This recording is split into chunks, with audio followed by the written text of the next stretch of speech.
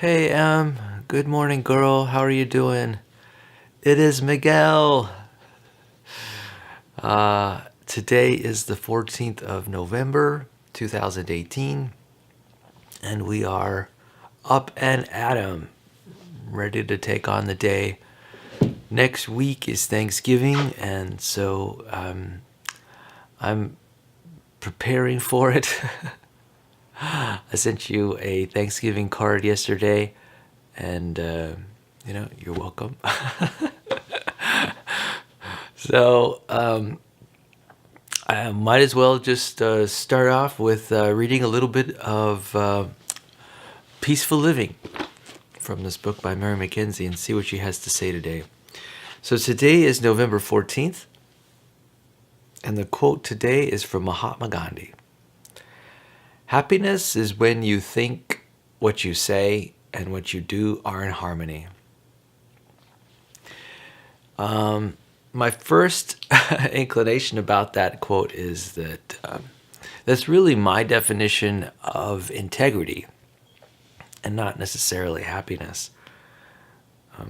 When you think, I'll say this quote again by Mahatma Gandhi: happiness is when what you think, what you say, and what you do are in harmony. Well, I wouldn't call it happiness. I would call it consistency. I think I would call it integrity, where what you do and what you say are consistent with one another. I'm not sure how happiness sort of factors in to sort of an internal consistency. Internal consistency is just that, internal consistency. You know, maybe there's another level that Gandhi is getting at here. Maybe he's talking about, golly, what could he be talking about? I guess it can make a person happy to be consistent. Oh, yeah. I think there's a lot of gratification to consistency. And you know what? It does kind of cause problems if there is very little consistency between what you do and what you say. It's kind of interesting. Oh, and what you do and what you think. Sure. Yeah, there are people who are sort of have split personalities where, and this is not a real split personality, but it's split personality in the sense that they think different things and the way that they act. It's hard to live that way, where you've got two selves when you're splitting those two selves between two people, in between, in two different contexts in your social environment. Yeah, that can cause a lot of problems and a lot of stress. So let's see what Mary McKenzie has to say about this. Her passage begins with the subtitle Protection versus Intimacy and Connection. When I was young, I used to put up walls between myself and other people the minute I felt hurt, angry, sad, or vulnerable. As a child, I started to focus on the needs I was trying to meet. When I caught myself building walls to protect myself, I literally asked myself if I needed protection in the situation. I found that I was almost never in danger. Protecting myself was an old, outdated habit. The more I focused on the needs I wanted to meet and asked myself if I really needed protection, the more my defensive habits dwindled away. This is a lot. I think this passage, this paragraph to me, is a lot about, is describing self-awareness. It's describing thoughtfulness. And, it's great that she focused on her needs, but I think just being aware of what she was doing is important. Oh, and we're already ended. Here is the thought for the day. Notice times today when you choose to meet your need for protection, and then ask yourself if there are other needs you would prefer to focus on. I can imagine her writing this passage. Notice times today when you choose to meet your need for protection, and then ask yourself if there are other needs you would prefer to focus on. This need for protection is interesting. and I guess it means like protection in social situations.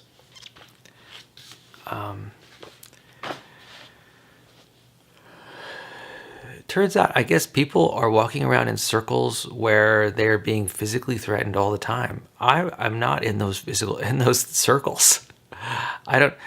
These people are just sort of walking around down the streets where gang members hang out, and I don't necessarily walk around, you know, places where gang members hang out. I guess she was doing that. Apparently, she needs a lot of protection. I suggest she learn a martial art. That would probably go a long way. All right. All right. So, it is almost Christmas time. It's kind of the Christmas season. And so I was thinking that I would spend some time focusing on this book, Hark, A Christmas Sampler. I've been interested in Christmas lately, and we've been talking a little bit about it. Christmas plants, Christmas animals, Christmas carols. And we talked about gift giving too, in general. And this is a passage in this book that talks a little bit more about gift giving. And I figured I'd read it and see what we think about it. Santa Claus, as we know him today, is only 200 years old. But long before our Santa Claus, there were Christmas gift bringers. Even before that, presents were exchanged at the winter solstice festivals. You know, I kind of think that we went through this before. But you know what? Let's read it again. Maybe we'll get some, in fact, I think that it is kind of important to read material again. The human brain, our own memory systems function really well when it comes to repetition. Repetition is helpful for the brain and the neurons in terms of learning, especially when you get prompted. That sort of, you're asking your memory system to function. And I think it's kind of fun to read stuff over again. I don't know if you've ever reread a book, or if you ever watched a movie again, or even watched a play again. There's benefit to it, and it's kind of funny. When I was younger, I used to be reluctant to repeat things. I used to be reluctant to watch the same television show again, or read the same book again, or go to the same movie again, and or even go to the same place again, or the same restaurant. It's kind of funny. I'm not as geared toward that anymore. I guess there's this love of novelty, which is important, and because it makes life an adventure. But I think there's a lot to be gained from experiencing something a second time, or even a third time. There's this love of familiarity, and there's a lot to enjoy, and the affect, that is the impact of a certain experience, doesn't necessarily diminish the second time around. Maybe there's less surprise. Maybe there's less novelty, but it doesn't necessarily say anything or suggest anything about whether it's less enjoyable the second time around. I mean, for example, I drink the same kind of coffee like every morning, and I enjoy it every morning. I do. And one might even say that I enjoy it more for every sip. There's a lot to be gained from experiencing something a second time. The enjoyment, the magnitude of the enjoyment doesn't necessarily have to be any different. It might even be more. If you choose to do something a second time, it's an indicator of, the fact that you enjoyed it the first time. And, re-experiencing it, well, I can see that it can improve the enjoyment and improve the experience. And so, anyway, I think I read this before, but maybe I didn't. Let's go through it again. So early gift givers included the Norse god Odin riding his 8-footed horse. So this is amazing to me that there is a horse ridden by Odin who has 8 feet. Wow. It's kind of funny. I don't seem to recall knowing that Odin rode an 8-footed horse. The name of the 8-footed horse is Sleipnir, and the German goddess Hertha, who brought gifts of good fortune and health. At the Roman Saturnalia, the rich gave gifts to the poor, and the poor gave garlands of holly and laurel. Okay, I definitely remember reading this passage.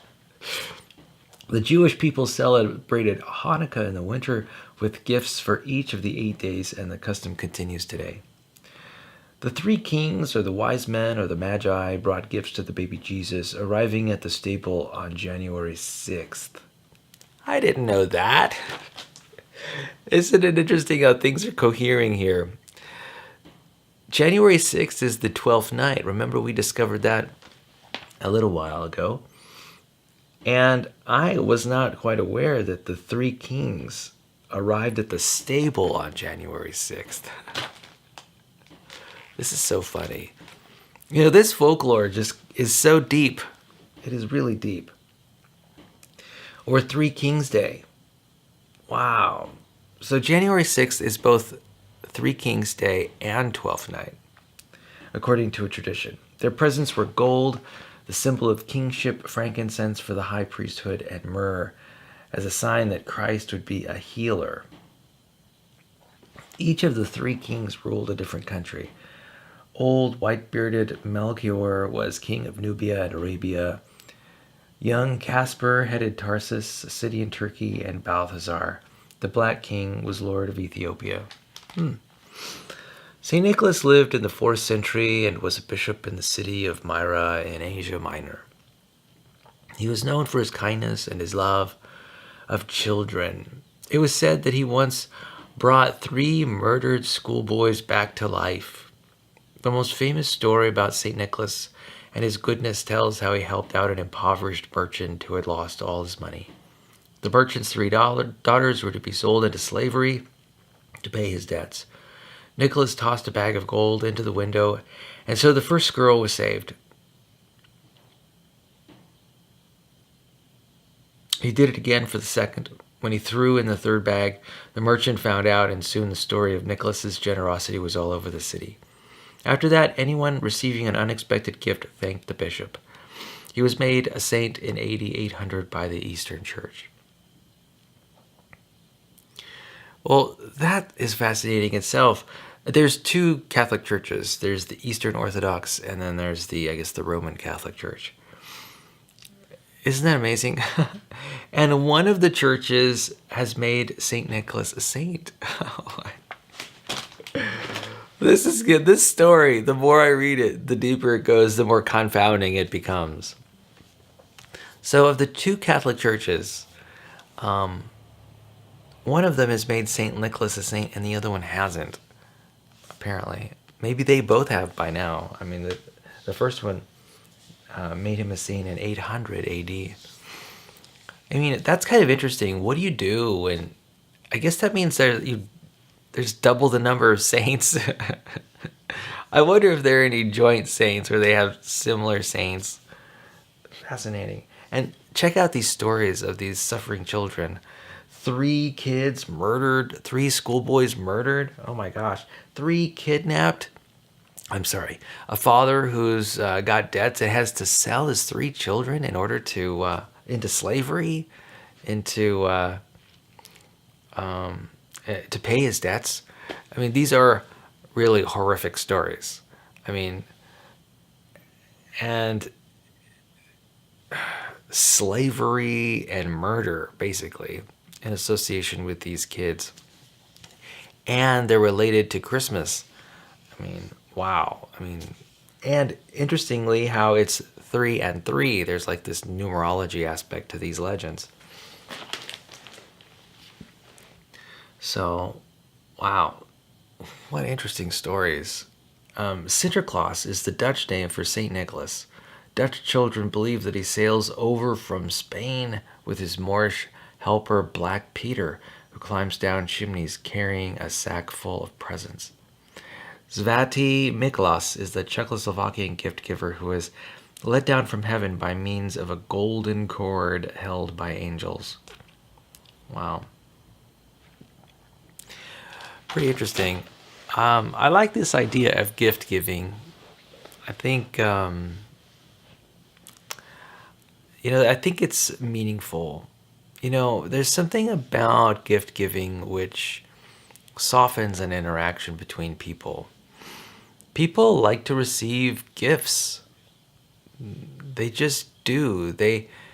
And even if it's not precisely what they want, I think that is, even if the gift is not precisely what someone wants to receive, it still is meaningful for a lot of people. Certainly some more so for others, more so for some. Gift giving is an expression of love. It's an expression of one's generosity and care. It's comforting to be the object of a gift giving activity. It's enjoyable to receive gifts. It's interesting how gift giving has changed over the years. Yeah, for example, a lot of people give gifts in cards, like they give gift cards in the mail. And I guess these days I'm not sure how big the gift card giving trend is these days. I think it's on the wane. I think it's waning away, but of course I'm not sure. I was never really a person to receive a lot of gift cards or to give gift cards. The problem with gift cards is that they're so limiting. You have to basically use those gift cards at the stores that supply them. Say it's a Starbucks gift card.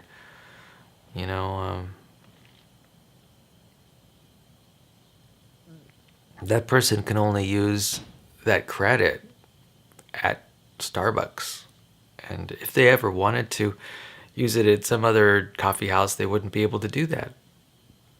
And so, it seems to be fairly restrictive, a pretty restrictive way to give gifts. But, that itself can have some utility. So, anyway, Emily, I'm just, believe it or not, I'm feeling a little scattered today. I'm not really sure why that is. I'm just sort of, it may have been related to my workout yesterday, or not. I'm not sure. But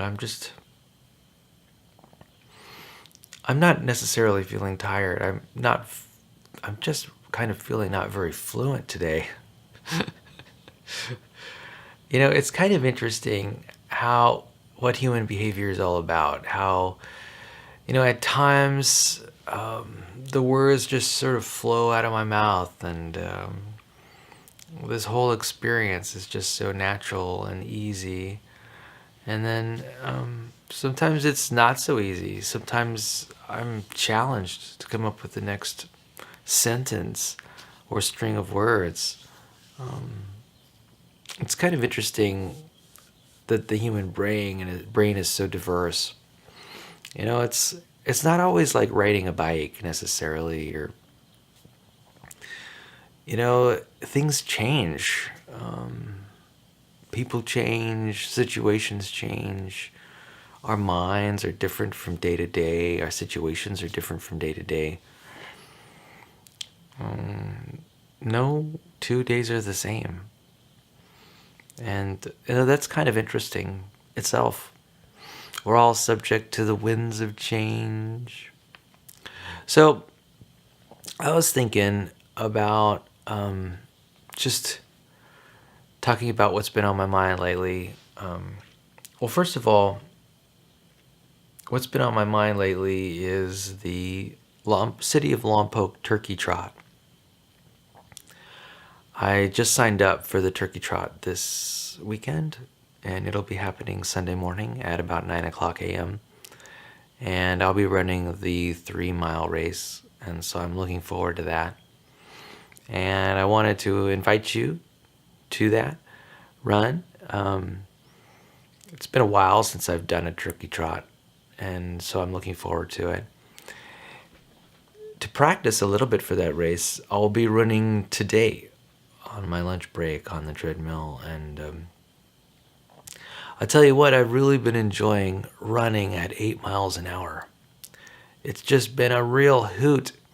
I love to move my body at that speed. I think it's really efficient as it moves, and I find it really enjoyable to run that fast. And I feel like my body is strong and my legs are strong, and it's really a wonderful experience to run fast. You know, when I was a kid, I used to really enjoy running, and I ran around a lot. In fact, I had a nickname called, my nickname was Miguel the Gazelle. Now, I can't remember how I got that nickname, and it may have been a nickname that I might have created even myself. But I'm not so sure. I can't remember. But for a while, I enjoyed running as a kid. On our property, we had a 7-acre property in Taos, New Mexico. I would run from the top of the hill down to the bottom of the hill near where our house was. And let me tell you, it was fun. When you're running down a hill, you gain more speed than you might normally gain. And so your legs are like, your legs are really stretched. And, your gait gets longer, and it's like you're flying through the air. It's a really enjoyable experience. Certainly as a young kid, I had no pain or any disability, and running fast was exciting.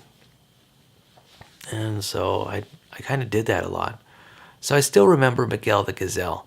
And in fact, when I had a chance, I actually picked up a poster in my weekly reader. The weekly reader was like a little exercise. It was sort of like a commercial product / exercise that we would get once a week. And in class, we would read from the weekly reader. And then there would be like an insert, and we would buy gifts. And some of those gifts were books and posters and games and things like that. And I remember buying a poster, a gazelle. And I received that poster eventually, and I put it in my room on the wall, a poster of a gazelle. So I had a poster of a gazelle growing up in my bedroom. And it was a reference to me being a runner and enjoying running and loving running. And I think that's a really pleasant memory of mine. I'm curious about how your running excursions are going. I know running takes a lot of focus and concentration and effort, and I'm curious about how that's going for you right now. I know you're taking, you're part of track and field competitions, and I was curious. I wonder if you'd be willing to sort of allow me to visit one of your competitions, that would be a lot of fun. I think I'd really enjoy taking some photographs of the crowds and the competitors, and it'd give me a chance to dabble into some sports photography. And plus, I'd get to, see how the kind of sports that you're participating in, and maybe even visit with your friends, with you and your friends a little bit. That sounds like a lot of fun. So I'd totally be open to that.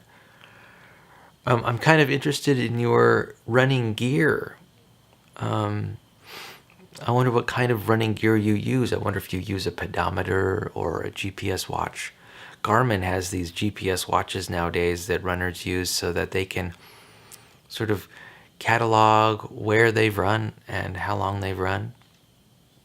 I know that there are internet apps that do the same, and I've used them before to good effect. I've found them to be entertaining and useful, and also an easy means for me to sort of advertise to others how I've been running, where I've been running, and how long I've been running, and how fast I've been running. And that's fun information to transmit to others. And I've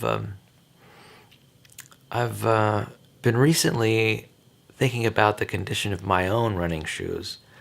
I've got a pair of Brooks running shoes, which I really love. In the past, I used to always run in Asics gels, mainly because Asics was a brand name that was easy to get locally here in Lompoc at the Big Five sports store. But I splurged down in Santa Barbara. I think I might have gone to the Santa Barbara Running Company, and I picked up some real running shoes, some Brooks running shoes. And I'm loving them. And I'm still running on the first pair of running shoes that I bought. Probably they're about 2 years old. I think I'm coming to a point where I need to start thinking of replacing those tennis shoes. They've been a great companion to me, and I might just get the exact same running shoe in the exact size, and just getting a refresh on that same old shoe. I love the shoe. I can run super, super fast in the shoes. And they haven't given me any trouble at all, except for maybe the shoelaces, which I now tie in knots or double knots, just to make sure that the shoelaces don't untie when I'm running. It happened to me. I had shoelaces untie when I was running on the treadmill. And let me tell you, that's a surprise. So yeah, if you could imagine me running on the treadmill and then my shoelace gets undone, it's like, whoa, let's put a stop to this immediately. So I hop off the treadmill and tie my shoes.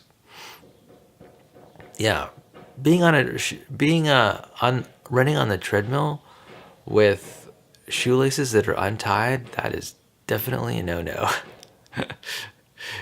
The last thing you want to do is increase the risk of you tripping on that thing. And you know what? I'm proud to say that I have never tripped on a treadmill. That is, never tripped and fallen flat on the treadmill, thankfully. I keep my fingers crossed. I hope that never happens. There's a potential to get injured on that thing. And especially when you're running as fast as I do. I'm running 8 miles an hour. So that means that I'm booking it. I've got a lot of energy in my step, and I'm moving at a considerable pace that is nearly a sprint. Well, it is kind of like a sprint. 8 miles an hour is no joke. I'm pretty much sprinting. And yeah, I would definitely not want to fall while on the treadmill. I'm so glad that I haven't fallen yet. And I don't necessarily expect to fall. 8 miles an hour is a speed that I can handle. So it's not like I'm running faster than I think I can or faster than my ability allows.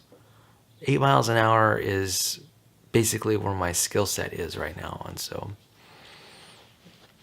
I'm feeling pretty confident running on the treadmill at the speed that I'm going. Believe it or not, I have a personal goal to eventually run at about 8.5 miles an hour. I know. I know you might be saying, why would Miguel want to run 8.5 miles an hour? Well, I'll tell you why. The reason is because I want to maximize my VO2 max.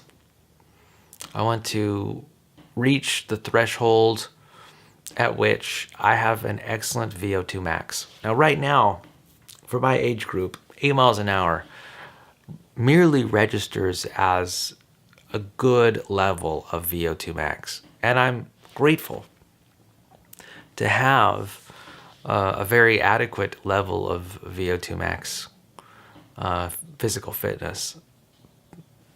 But my goal is to be excellent. And really all it takes is me running 3 miles at 8.5 miles an hour to do that. And it's really not that much faster. A half mile an hour faster, I could see myself doing it. In fact, even when I run at 8 miles an hour, I am belly up to the bar quite often. That is, I am running at a speed where I am outpacing even the treadmill itself at 8 miles an hour, which means I can run faster than 8 miles an hour.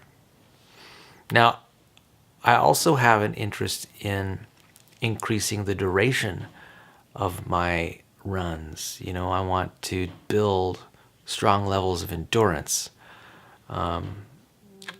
That is, I want to not only want to have a lot of power in my run, but I want to have a lot of gas in the gas tank. And that is, I want to run for, 3 miles, at least as a minimum. A 3-mile run at 8.5 miles an hour is only about 25 minutes long. It's maybe even less than that. It might be even just 23 minutes long. So that's not a big deal. I would love to run 8.5 miles an hour at for 30 minutes. That would be great. That's probably nearly 4 miles. I'm guessing 4 miles distance in 30 minutes. That's pretty good. So, that's a little bit of insight into my goals when it comes to running.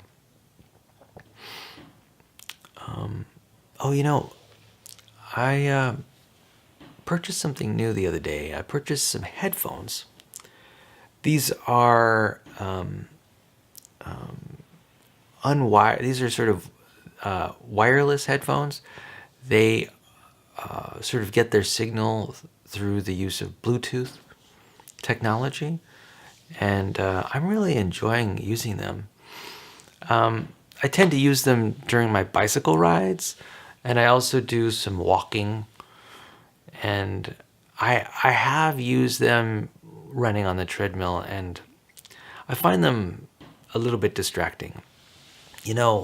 When I'm running, there's a mental process that's going on that's pretty active, right? It's a mental process that involves coordinating my body running at 8 miles an hour. And believe it or not, it turns out that music kind of distracts me a little bit. And it sort of ruins my concentration. I'm focusing on the headphones and the music on the headphones, and I'm not paying attention to coordinating my body movements. And so I find it kind of distracting. I need the focus. I need the focus of thoughtfulness about my exertion and my movements in order to sustain running at that speed. It takes a lot of thought to coordinate that physical activity. It's not mindless work. It's definitely mindful work. That might be part of the attraction that running has for me. It's definitely a thoughtful use of my body, deciding where to put my foot and at what speed to put it. It's a problem to be solved, every half second. So anyway, I have been enjoying my Bluetooth headphones, but not for running. I enjoy my Bluetooth headphones for working on the stationary bike and for doing long walks. And how I really like to use my Bluetooth headphones is that I like to listen to audiobooks. Yep. I listen to audiobooks as I'm walking around, and I can get, my bicycle training sessions are an hour long, and my walking sessions are 2 hours long. So right there, I'm reading, 3 hours of an audiobook a week. And if I double up on that work, I could be even doing 6 hours of listening to an audiobook using my Bluetooth headphones, which is amazing. It's an amazing amount of time. And I make a lot of progress. So, yeah, I'm definitely excited about using my Bluetooth headphones. In fact, I've considered about offering some Bluetooth headphones to you as a gift. But I have some concerns about them. Headphones in general, they can affect hearing if you don't use them responsibly. There is a tendency to want to increase the volume on the headphones to drown out external noise. And so, it's very tempting to do that. And, I recognize that your hearing is, important. It's valuable. And I'm actually reluctant to get you headphones because I'm worried about affecting the acuity of your hearing through listening to very loud music. There's also another aspect that makes me hesitant to get you a gift of Bluetooth headphones, and it has to do with awareness of the road. I think as a runner in track and field, you might be doing running sessions on the road, right, or on the sidewalk. All my running happens on treadmills. All my bicycle riding happens on stationary bikes. And so I don't have to worry about focus on, bumps in the road or rocks or roots or getting hit by a car or anything like that. So if I was running in the wild, so to speak, on the sidewalk or on the road, I would definitely not use headphones because you definitely need all of your senses to ensure your safety while you're running that way. And so, that's another reason, safety. I can justify wearing Bluetooth headphones because nobody talks to me while I run, and there's really no danger of obstacles at my feet or slipping and tripping because of, twigs or something on the trail, because I run on a treadmill. So anyway, that's how I justified it to myself. Anyway, I am really looking forward to getting my braces taken off. I've had them on my teeth for almost a full year. I had them put on back in 2017, December. And so it's been almost a full year now. It's now it's sort of mid-November 2018. And so I've got basically one more month. I've had them on for 11 months. And this last month, it'll be a full year. And let me tell you, one thing I've learned about having braces in my mouth for this long is that when you have these ceramic and metal braces on the outside of your teeth, there's a lot of pinching that goes on the inner surfaces. There's sharp edges, right? Or maybe even blunt edges, but that continual rubbing against your inner cheek, that creates, I've got a mouth full of, you know, worn areas, worn skin on the inside of my cheeks. It's not too bad. It could be a lot worse. And some adjustments did have things sort of sticking out into my cheeks, and I'm really thankful to have wax present to help me out through those times. It's just, here's the thing though. I say that I want to get rid of my braces, but here's the catch. Right now, what happens is that when you have your braces taken out, you wear a retainer in order to keep the structure or form of your teeth over the long term. And generally, you put the retainer in your mouth at nighttime. And here's the thing. I think I am not going to enjoy putting a retainer in my mouth every night. And because of that, I'm thinking about having permanent braces on the inside of my teeth. Certainly on the inside of my inner row of my row here, my bottom row, and maybe on the inside of my top row. So, what I'm suggesting is that I may not ever get rid of braces. That I might just have braces permanently in my teeth.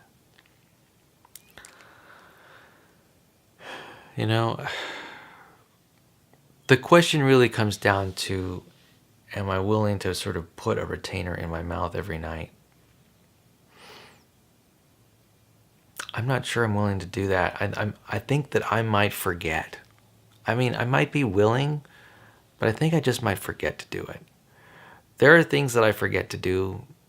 I have a great deal of self-discipline, but I don't have an infinite supply of self-discipline. And I think that I might just rather live with braces on the inside row of my teeth and just have that as a permanent fixture. Now, one of the things that I'm concerned about is that is where my tongue is, right? My tongue is continuously behind my teeth. And not only that, my tongue sort of is necessary for how I talk. I might speak differently because I've got these braces on the inside of my bottom row of teeth. So I'm really not sure how that's going to work. It might be even more of a challenge just to not be bothered by that. I know that food is going to get into those braces. I know that my tongue is going to explore those braces continuously. And that I also know that it might affect my speech. And so, really, I don't think there really is a good solution to sort of maintaining the form of my teeth after I get my braces. It's like, it's a choice. It's two poor choices, right? You could either use a retainer every night, or you can get those inner braces. I don't know. I wish there were easier. I wish there was an easier choice. It's kind of funny. Life is kind of filled with these conundrums, right? These choices where it's between choice A and choice B, and either choice is just not satisfactory, right? I could, and the third choice is not to wear any kind of retainer at all. I really don't want to go through this whole activity again where I'm straightening my teeth. I certainly don't want to go through it for another year, a second year. So I'm already thinking ahead about how I'm going to maintain the progress that I've made. That's it. That's just what it is about being human. Sometimes maintaining your progress it's this maintenance process, right? And the maintenance process, once you start a good thing, it's that maintenance process. It's continual, it's a continual drain on your life's energy and time. It's sort of like dieting, I know people get into this idea that, I'll just go on a diet for 3 months, 6 months, and then I'll be able to go off the diet. Once I've lowered my weight, my body fat percentage to a level that I'm okay with. But that's not how it works. Maintenance of your diet and the amount of calories you're eating is a continual project, and it lasts until you breathe your last breath.